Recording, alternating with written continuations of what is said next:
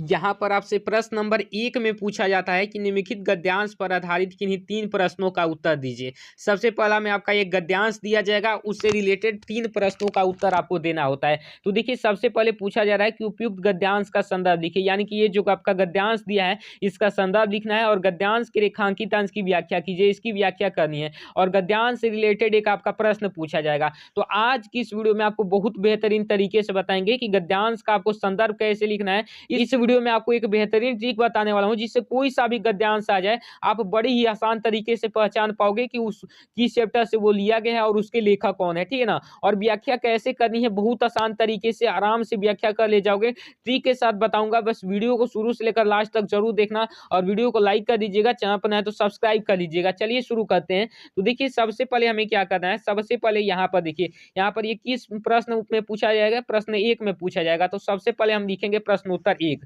सबसे पहले हम करते क्या है कि ये जो है इसको हम थोड़ा सा ये करते हैं कि ये स्केच से हमें खींच लेना होता है, ठीक है ना। सबसे पहले ये जो मार्जिंग लाइन है उसको अच्छे से खींच लेते हैं, देन उसके बाद हम आपको बताते हैं। तो देखिए ऐसे यहाँ पर एक और आप चाहें तो खींच सकते हैं इस तरीके से। ये हमने मार्जिंग लाइन खींच दिया। अब देखिए प्रश्नोत्तर 1 था ना, तो यहाँ पर हम लिखेंगे प्रश्नोत्तर, यहाँ पर प्रश्नोत्तर 1 यहाँ पर अच्छे से लिखिएगा, ठीक है ना। प्रश्नोत्तर 1 और किस वाला था, गद्यांश वाला, तो लिखेंगे गद्यांश। अब देखिए कैसे लिखना है, गद्यांश का संदर्भ कैसे लिखना है, व्याख्या कैसे करना है, सब कुछ समझिएगा। देखिए सबसे पहले हम संदर्भ लिखने से पहले लिखते हैं संकेत। देखिए संकेत कैसे लिखते हैं अच्छे से देखिएगा। यहाँ पर हेडिंग बनाते हैं संकेत इस तरीके से। देखिए संकेत कैसे लिखा जाता है, संकेत लिखने के लिए आगे का 2 शब्द और बाद का 2 शब्द लिखते हैं। ये आगे का 2 शब्द और ये बाद का 2 शब्द लिखते हैं। अंडरलाइन जो भी किया गया होगा उसका संकेत लिखते हैं, उसी का संदर्भ आपसे संदर्भ व्याख्या पूछा जाता है अंडरलाइन वाले का ही। तो संकेत के लिए कहते क्या है कि यहाँ के आगे का 2 शब्द और यहाँ के बाद का 2 शब्द लिखते हैं। तो यह कोई और होते हैं, ठीक है ना, ऐसे लिखेंगे। तो देखिए कैसे लिखेंगे, यह कोई डैश डैश होते हैं, ठीक है ना। इस तरीके से हम संकेत लिखते हैं अच्छे तरीके से। उसके बाद देखिए संकेत के बाद हम हेडिंग बनाते हैं संदर्भ।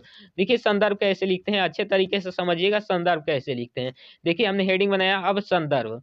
संदर्भ कैसे लिखेंगे, संदर्भ में किया जाता है कि सबसे पहले चैप्टर का नेम खोजा जाता है और देन उसके बाद उसके लेखक का नाम लिखा जाता है। तो देखिए कैसे पता चलेगा कि ये किस चैप्टर से लिया गया है, तो देखिए यहाँ पर कैसे पता चलेगा।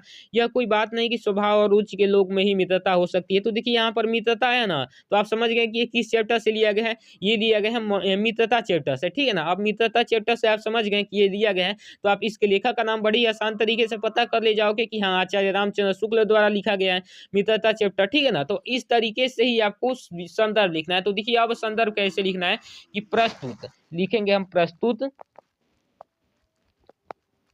प्रस्तुत ये गद्यांश था तो गद्यांश लिखेंगे, प्रस्तुत गद्यांश हमारी पाठ्य पुस्तक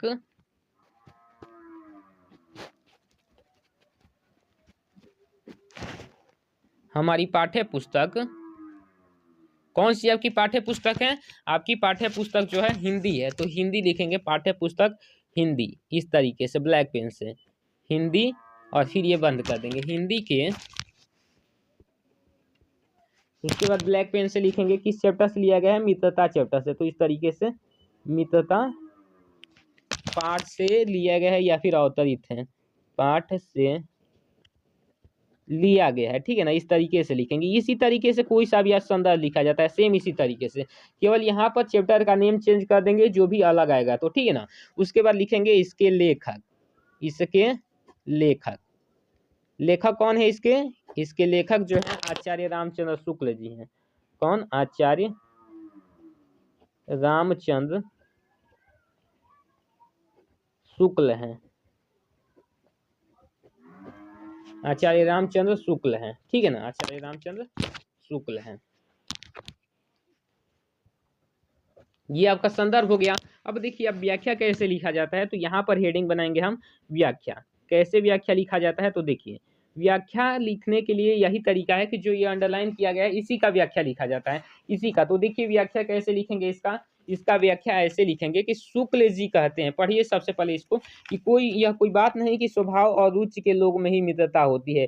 समाज में भिन्नता देखकर लोग एक दूसरे की ओर आकर्षित होते हैं। यही अंडरलाइन का आपको व्याख्या करना है। तो लिखेंगे शुक्ल जी कहते हैं कि दो यहाँ पर व्यक्तियों में मित्रता होने के लिए यहाँ पर यह आवश्यक नहीं है कि उनके स्वभाव एक जैसे हों, उनकी रुचियाँ भी समान हो, वरन भिन्न स्वभाव के लोग में भी मित्रता हो सकती है। समाज में व्याप्त विभिन्नता को देखकर निर्धन धनी की ओर, निर्बल बलशाली की ओर और विनीत नम्र व गंभीर व्यक्ति उत्साही की ओर आकर्षित होते हैं। इसका ये आपका व्याख्या कर देंगे। थोड़ा-सा मतलब इसको बढ़ा-चढ़ा कर जितना लिख दोगे, यानी कि जितना भी ये सारी चीज़ें यहाँ पर निर्धन धनी की ओर, निर्बल बलशाली की ओर, ये बढ़ाकर ही लिखा गया है, इसमें नहीं देखने को मिलेगा। तो बढ़ाकर जितना लिख दोगे उतना आपका इस पर अच्छा मार्क्स दिया जाता है, ठीक है ना? जितना ज़्यादा इसको बढ़ा-चढ़ा कर लिख देते हो उतना अच्छा मार्क्स दिया जाता है। उसके बाद एक पूछा जाएगा 3 नंबर में, लेखक के अनुसार समाज में भिन्नता देखकर लोग एक दूसरे की ओर आकर्षित क्यों होते हैं? तो लिखेंगे समाज में, देखिए यहाँ पर लिखेंगे समाज में भिन्नता देखकर ही व्यक्ति एक दूसरे की ओर आकर्षित होते हैं, क्योंकि व्यक्ति में होने वाले गुणों का अभाव उस व्यक्ति की अभाव उसे उस गुण के व्यक्ति की ओर आकर्षित करता है। यानी कि जिसमें जो गुण नहीं होता है, मान लीजिए कि कोई धनवान, कोई गरीब है, तो वो अमीर की ओर आकर्षित होता है क्योंकि उसमें गुण नहीं है, ठीक है ना? तो जो निर्बल है वो बलशाली की ओर आकर्षित होता है। तो सेम इसी तरीके को बढ़ा-चढ़ा कर जितना अच्छे से लिख दोगे, आपका अच्छा से अच्छा मार्क्स मिल जाएगा। तो देखिए यहाँ पर 2 नंबर इसका मिलेगा, 2 नंबर इसका मिलेगा और यहाँ पर 2 नंबर इसका मिलेगा, यानी कि 6 नंबर इसका बिल्कुल फिक्स हो जाएगा। सेम इसी पैटर्न पर आपको संदर्भ व्याख्या लिखना है, जो भी कोई सा भी आ जाए अच्छे से इसी तरीके से लिखना है और ट्रिक भी यही है, कोई सा भी दूसरा ट्रिक नहीं है। सेम इसी ट्रिक से आपको पहचानना है कि ये यहाँ पर पढ़ेंगे अच्छे से तो पता चलेगा कि हाँ, किस चैप्टर से लिया गया है। तो यही ट्रिक है अच्छी सी, ठीक है ना? तो आज के इस वीडियो में बस इतना ही। मैं मिलता हूँ आपको इसकी नेक्स्ट वीडियो में, तब तक के लिए जय हिंद, वंदे मातरम।